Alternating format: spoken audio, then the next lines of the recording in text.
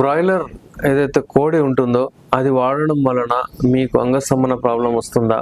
దాని గురించి మాట్లాడదాము.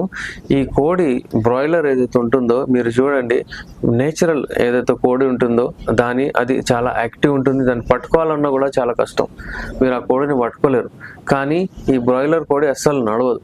ఇది యూజువల్లీ మీకు ఒక 40 రోజుల్లోనే తయారైపోతుంది. గుడ్డుతో వెళ్ళడం 40 రోజుల్లో తయారైపోతుంది. కానీ దాంట్లో ఎనర్జీ ఉండదు. ప్రోటీన్స్ వస్తాయి మీకు, కానీ అవన్నీ ఆర్టిఫిషియల్, అవన్నీ స్టెరాయిడ్స్ ఇచ్చి వాళ్ళకు పెద్దగా చేసినట్టు ఉంటుంది. అది వాడడం వలన మీకు ఎనర్జీ అది ఇది మంచిగా రాదు. అది మానేస్తేనే మంచిది. మరి ఏం వాడాలి? నాటుకోడి వాడితే మీకు చాలా హెల్తీగా ఉంటుంది. దాని మీద మీరు నాటుకోడి వాడేటప్పుడు మీరు వీక్లీ వన్స్ ఎప్పుడైనా వాడండి. ఇంకా మీరు వేరే ఫిష్ కానివ్వండి, మటన్ కానివ్వండి ట్రై చేయొచ్చు. కానీ ఫిష్ కూడా ఇవాళ రేపు అడల్టరేటెడ్ వస్తుంది. సో వ్యూవర్స్, ఎప్పుడైనా సరే ఈ బ్రాయిలర్ చికెన్ మీరు ఎక్కువగా వాడకండి.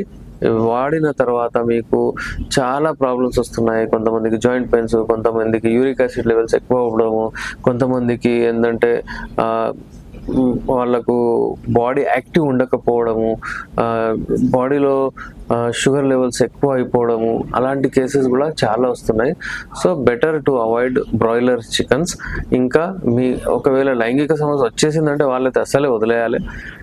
వాళ్ళు వేరే తినొచ్చు. నాన్ వెజ్ ఒకవేళ తినాలనుకుంటే వాళ్ళు అంటే ఫిష్ కానివ్వండి ఎక్కువ వాడచ్చు. వాళ్ళు మటన్ యూస్ చేయొచ్చు.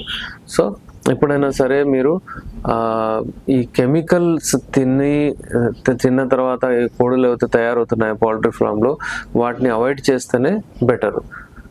ఇలాంటి వాడి చాలా ప్రాబ్లమ్స్ వస్తున్నాయి. అంగం గట్టిపడట్లేదు, టైమింగ్ ప్రాబ్లము, సంతృప్తి పొందట్లేదు, ఆర్గాజం రావట్లేదు అన్నట్టు వాళ్ళకు ప్రాబ్లమ్స్ ఉంటే మాతో కాంటాక్ట్ అవ్వచ్చు. నేను మీ డాక్టర్ ఎస్ఆర్ రెహమాన్, ఎండి యునాని, నాంపల్లి, హైదరాబాద్ నుంచి.